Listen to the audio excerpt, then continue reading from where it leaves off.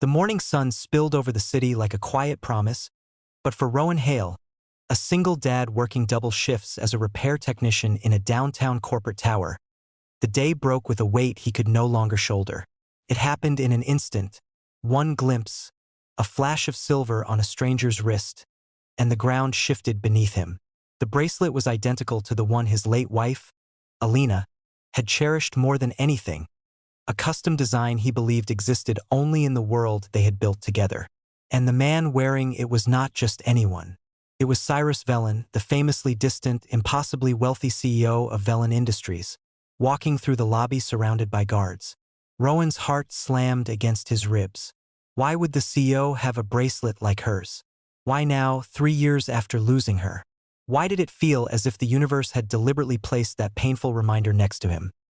If you believe in kindness, second chances, and stories that reveal the truth in unexpected ways, then please like, comment, share, and subscribe to Kindness Hub.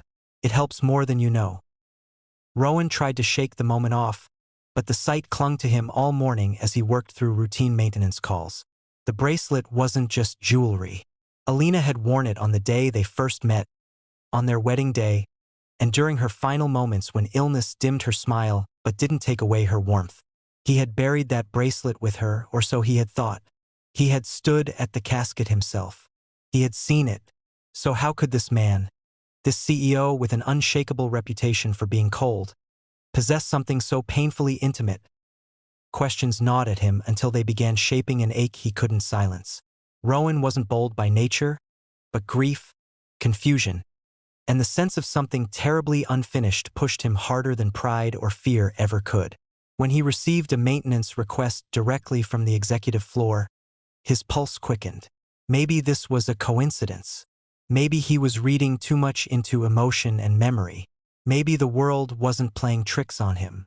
But when he stepped out of the elevator and saw Cyrus standing there with the same quiet intensity, and the bracelet still glinting faintly on his wrist, everything inside Rowan tightened. He went about his repairs mechanically, hands moving on instinct while his mind warred between restraint and desperation.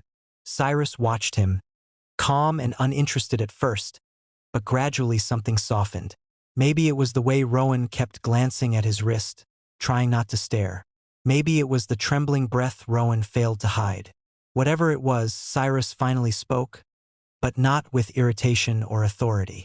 His voice carried something almost human. "Something on your mind?" Rowan swallowed. His throat burned. His voice cracked slightly as he managed to form the words. He didn't ask about money or fame or rumors swirling around the CEO's ruthless image. He asked only, "Where did you get that bracelet?" Cyrus looked down as if he'd forgotten he was wearing it. A long silence stretched between them, one that felt less like a pause and more like a door opening. Cyrus's jaw tightened, and his expression shifted into something unreadable yet deeply fragile. He stepped closer, lowered his voice, and said, "It wasn't mine originally." Rowan's breath caught. Tears burned behind his eyes, but he forced himself to listen. Cyrus said he had spent years searching for a woman he had never met, but who had impacted his life in a way she never knew. Years ago, during a medical emergency, he had been at the same clinic as a woman named Alina. She was there for her treatment. He was there urgently for his mother. In that crowded hallway, when panic overcame Cyrus as doctors rushed to stabilize his mother, Alina had stepped forward. She didn't know him, didn't know his status, didn't know he was wealthy or powerful.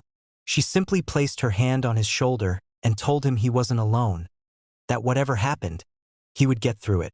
Her voice, he said, was the only warmth in a day filled with fear.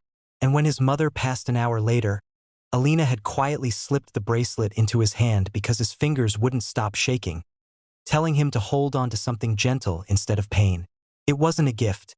It was a gesture of human connection, from a stranger with a heart that outshone her circumstances. Rowan couldn't breathe. The world blurred around him. Alina had never told him this story. She had never mentioned meeting a stranger in grief. She had never spoken of giving away her favorite bracelet. She must have ordered a duplicate afterward, hoping he'd never notice the original missing. She hadn't wanted to burden him, even while carrying her own battles. Cyrus continued. his voice now thick with emotion. He said he had worn the bracelet every day since. Not because of its beauty, but because it reminded him that even at his worst, kindness found him. That a woman with tired eyes and a soft smile had comforted a stranger without expecting anything back. He didn't know that woman had died. He didn't know she had left behind a husband raising a child alone. He didn't know the ripple she caused had come full circle. Rowan broke down. Not loudly, not dramatically, just quietly, like a man who had finally found the missing piece of a grief he couldn't name. Cyrus, the man no one believed capable of gentleness, reached out and gripped his shoulder in the same way Alina once had for him. Two men connected by one woman's kindness, bound by the proof that the smallest moments often leave the deepest marks. As the sun warmed the executive floor, Rowan suddenly realized something beautiful. Alina hadn't left him completely. She had left traces of her kindness behind, living quietly in the hearts of people he never knew she touched. The bracelet wasn't a stolen memory, it was a shared one, proof that her life had mattered beyond the walls of their home. If this story touched your heart even a little, please like, comment, share, and subscribe to Kindness Hub. Your support keeps these stories alive. Before we end, please comment, kindness lives on.